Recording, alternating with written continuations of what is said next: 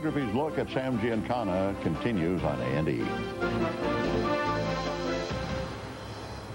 Putting it forward then as an original thesis that Mr. Hoffa, surrounding himself with witnesses... In the late 50s, before he became president, Senator Jack Kennedy and his brother Bobby interrogated mafia racketeers. Sam Giancana, however, seemed unafraid. He was used to owning politicians, and the Kennedys, he thought, would be no different. Just bigger flies in his web.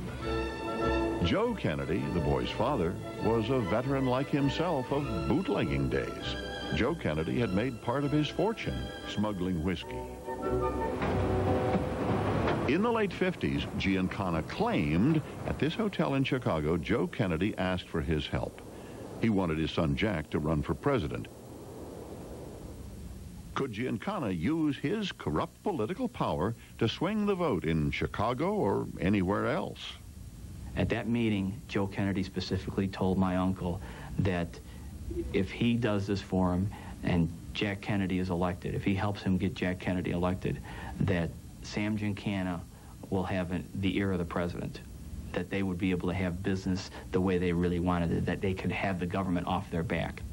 Did you say that SOB, I'll break his back? Jack's brother, Bobby Kennedy, laid into mafia leaders and their union friends with messianic zeal. After these people testified before the... Tracked down in Las Vegas, Giancana was subpoenaed and torn into by Bobby Kennedy, who would eventually become his mortal enemy. Would you tell us whether if you have opposition from anybody that you dispose of them by having them stuffed in a trunk? Is that what you do, Mr. Giancana? Decline to answer because I honestly believe my answer might tend to incriminate. Will you tell us anything about any of your operations, or you just giggle every time I ask you a question? Decline to answer because I honestly believe my answer might tend to incriminate me. I thought only little girls giggled, Mr. Giancana. Giancana seemed oddly unruffled. In Las Vegas underworld, hints of a behind-the-scenes deal with the Kennedys didn't surprise businessman Ed Becker.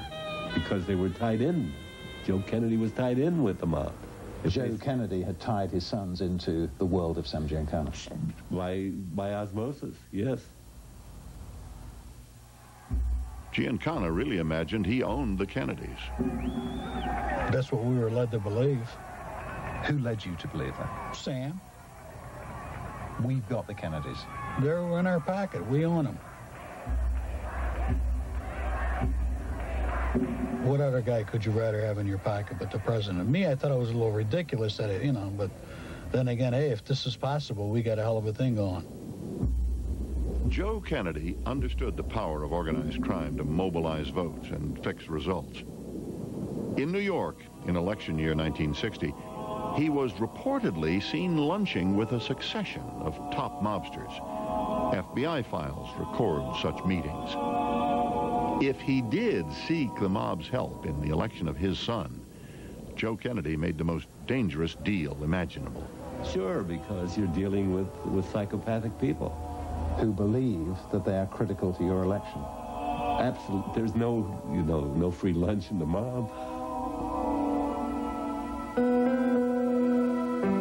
Just before the election in the Chicago wards he had most thoroughly corrupted, Giancana sent out his soldiers to rustle up votes for Kennedy.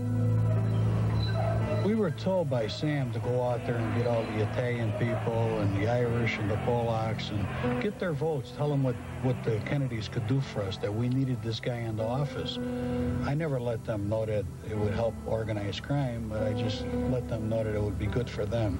So we went out there and we pushed for votes. We sent people out, all the old greaseballs and Polacks, we sent them all out there, we talked to people, and they all voted for Kennedy. The election was incredibly close. Nationally, Kennedy scraped in by 0.1%, the narrowest margin this century.